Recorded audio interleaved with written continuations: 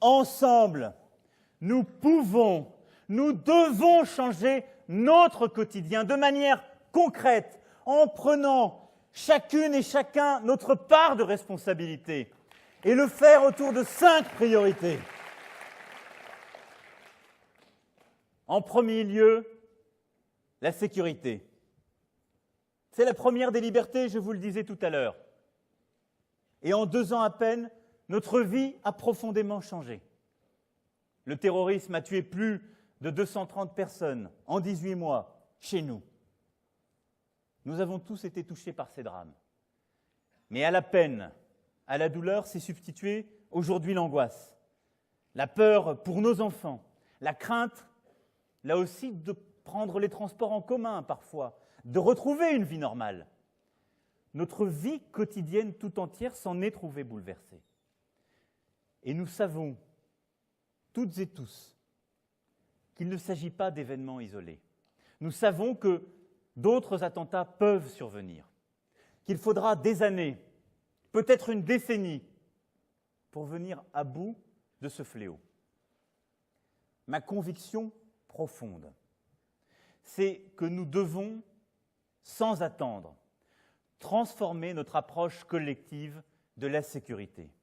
Il n'est plus possible de se contenter d'affirmer devant nos concitoyens que le pays est en guerre, d'assurer que cette guerre va durer et qu'il y aura d'autres drames, sans que rien ne change vraiment dans notre manière collective de nous protéger.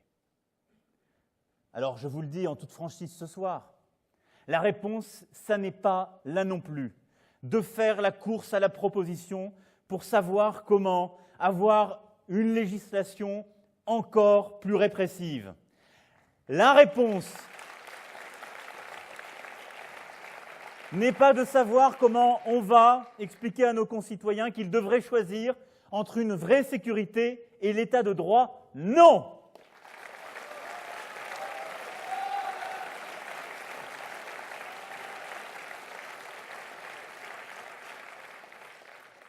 La réponse, elle est dans notre capacité collective à traiter de manière efficace et concrète les enjeux de sécurité là où ils se trouvent vraiment, c'est-à-dire sur le terrain.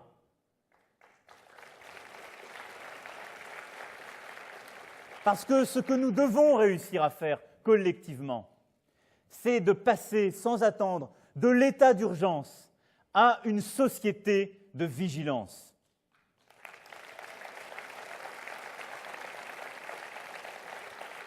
D'abord, sur le plan du droit, nous devons la vérité aux Français. L'arsenal législatif applicable au terrorisme ne nécessite pas d'être profondément changé. Il a été adapté.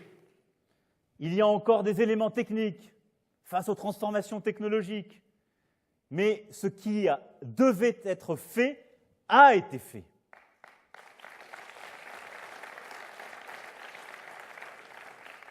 Entendons-nous bien, je ne suis pas en train de vous dire que l'état d'urgence n'était pas nécessaire au lendemain des attentats. Il l'était pour procéder en particulier à toutes les opérations qu'il permet de faire au quotidien. Je ne prétends pas non plus qu'ils ne doivent plus jamais être mis en œuvre, parce que nous savons l'intensité de la menace. Mais sa prolongation sans fin, chacun le sait, chacun doit aussi le mesurer, pose des questions, et des questions légitimes.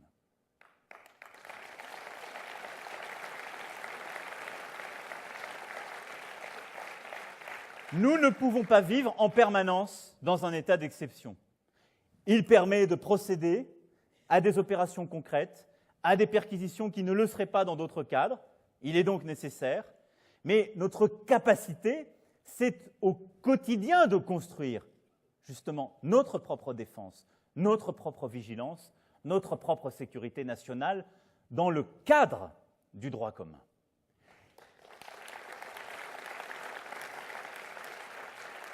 Et il faut donc, là-dessus, on le voit bien, penser accompagner ce retour au droit commun tel qu'il a été renforcé par le législateur et agir, une fois encore, avec les bons instruments.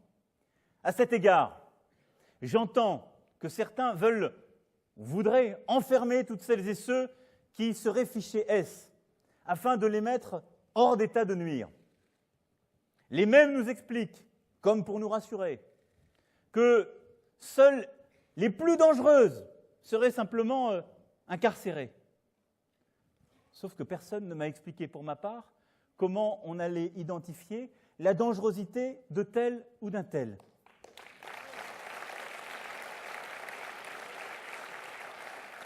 Personne ne rappelle non plus que même nos services de renseignement, qu'on ne saurait taxer de laxisme ou d'amateurisme, déconseillent de prendre de telles mesures par souci d'efficacité. Ce n'est pas, je veux vous le dire ce soir, ce n'est pas en faisant des propositions dangereuses que nous parviendrons à diminuer le danger.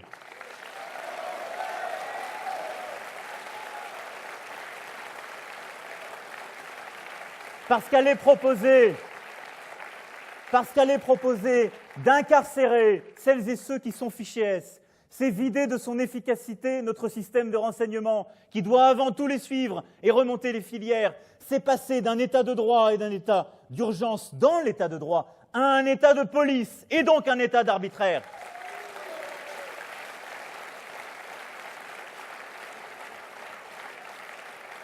C'est donc à la fois inefficace et non démocratique.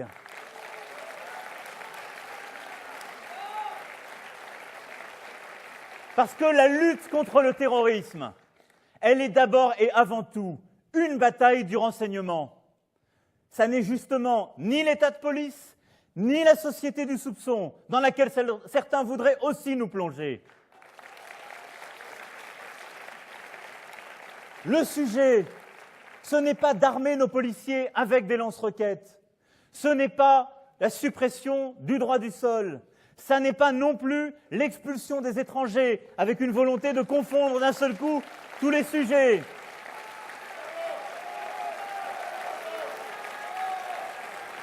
Ça n'est pas non plus l'élargissement de la déchéance de nationalité, ça n'est pas le même sujet.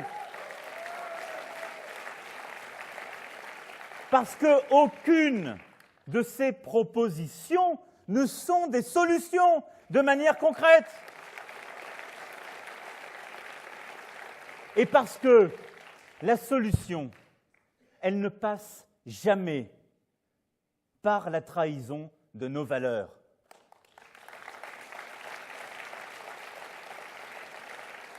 Parce que c'est cela qu'attaquent les terroristes. Parce que c'est cela, la bataille morale, civilisationnelle dans laquelle nous sommes plongés. Ça n'est pas simplement une bataille en termes de sécurité, c'est notre capacité collective à nous tenir debout, à faire un, à être à la hauteur de nos valeurs et de notre histoire, à ne pas céder à la panique, à ne pas céder à la pression.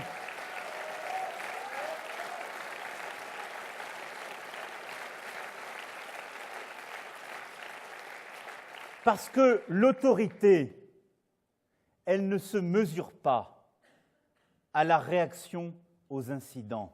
L'autorité, elle ne se mesure pas au jour le jour, à l'invention de telle ou telle proposition nouvelle.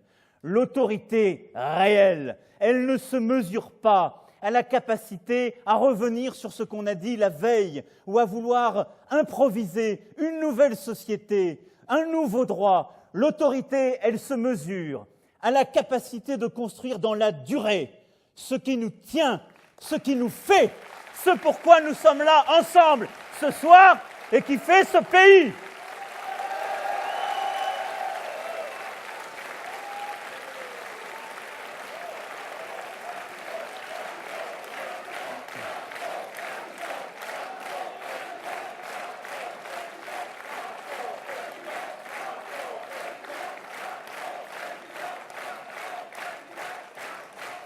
La bataille contre le terrorisme, ce sera une bataille de longue haleine.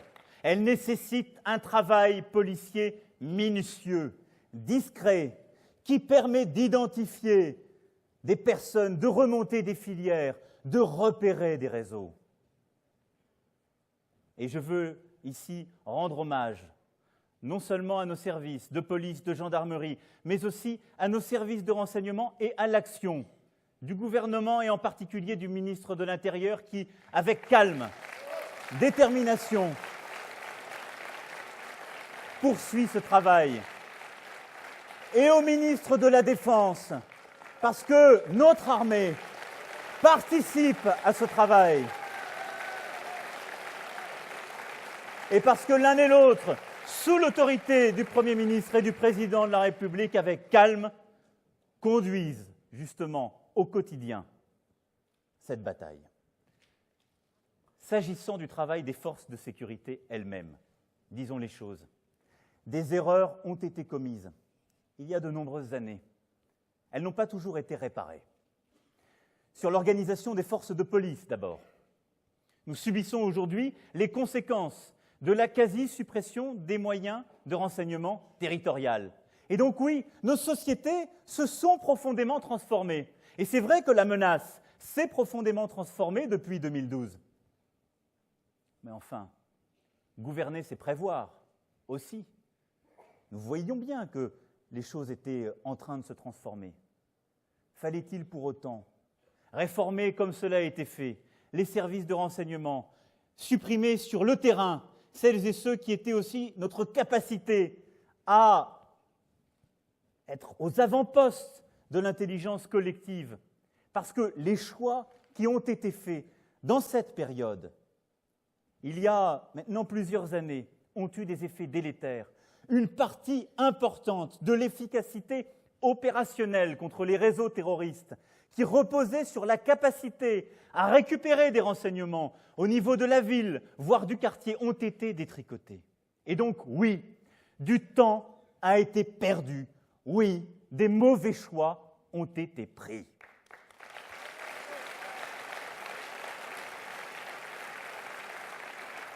Ce n'est pas tout. Nous subissons aussi les conséquences, aujourd'hui, des décisions parfois idéologiques qui ont pu être prises pour supprimer la police de proximité. Les élus locaux le savent bien, qui au quotidien ont décidé d'avoir des forces de police dans les quartiers, là où les choses sont difficiles, avec d'autres formes d'intervention. J'entends encore des voix nous expliquer que la police a autre chose à faire que jouer au football avec les plus jeunes.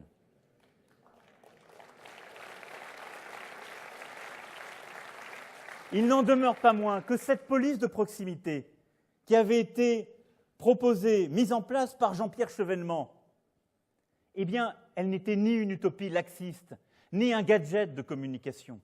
Et quel que soit le nom qu'on lui redonnera, il faudra absolument remettre à l'ordre du jour une organisation policière au plus près de nos concitoyens.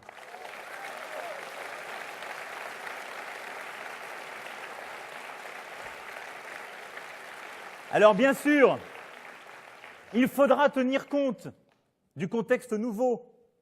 Le niveau de violence et de délinquance dans certains quartiers est bien plus élevé qu'il y a 20 ans.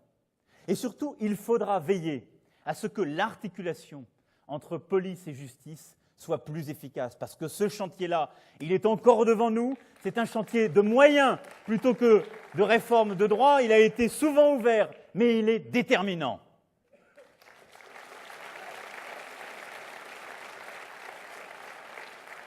Cette nouvelle police de proximité, il faudra lui laisser du temps, la maintenir de façon durable, lui donner des moyens humains et financiers. Et il faudra lui permettre de créer, avec les Français, un lien de confiance. Ça n'est pas faire preuve de faiblesse, c'est simplement faire preuve d'intelligence.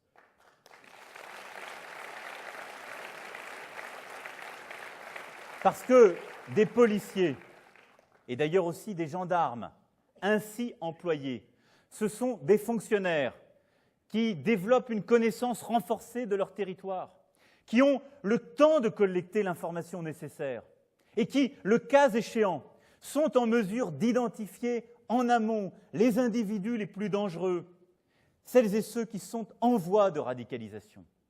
Et je souhaite donc que dans notre plan de transformation, nous puissions avoir des mesures fortes en ce sens, parce que ce chantier est un chantier absolument décisif pour le pays.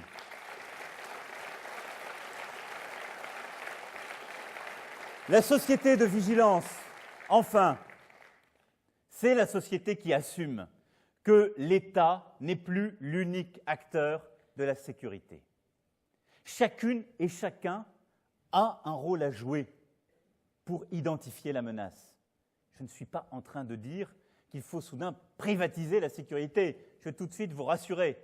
Je dis qu'en complémentarité du travail de nos forces de l'ordre, les associations qui accueillent des jeunes, les professeurs qui accompagnent des étudiants en sortie scolaire, des chefs d'entreprise qui organisent des séminaires, tous, nous devons être plus vigilants. Tous, nous devons nous former aux gestes de premier secours. Nous devons nous former pour apprendre à réagir, pour prendre nos précautions, pour assurer la sécurité de notre entourage, pour apprendre les gestes de premier secours, pour savoir comment alerter les autres et les forces de police, pour avoir les réflexes quand les choses tournent mal. Oui, toutes ces choses extrêmement concrètes, elles sont absolument fondamentales dans la société où nous sommes, parce que cette société a changé.